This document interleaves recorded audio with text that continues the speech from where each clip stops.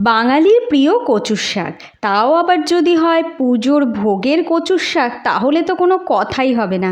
আমার মতন তোমরা কে কে ভোগের কচুর শাক পছন্দ করো অবশ্যই জানিও। আজকে আমি তোমাদের সাথে একদম ভোগের কচুর শাকের রেসিপি শেয়ার করছি। এর জন্য তোমরা দেখলেই কচুর শাকটা কিভাবে কেটে নিয়েছি। প্রেসারে অল্প একটু জল দিয়ে হাই ফ্লেমে 2 থেকে 3টে সিটি মেরে নিয়েছি। এবারে কড়াইতে সর্ষের তেলে কালো জিরে, শুকনো লঙ্কা, তেজপাতা ফোড়ন দিয়ে আগের দিন রাতে ভিজিয়ে রাখা বেশ খানিকটা ছোলা দিয়ে তাতে দিয়ে দিলাম আদা বাটা আর দিয়ে দিলাম কিছু ড্রাই মশলা যেমন ধনে গুঁড়ো, জিরে গুঁড়ো, লঙ্কার গুঁড়ো, অ্যাড করেছি পরিমাণ মতো লবণ, হলুদ, বেশ খানিকটা চিনি।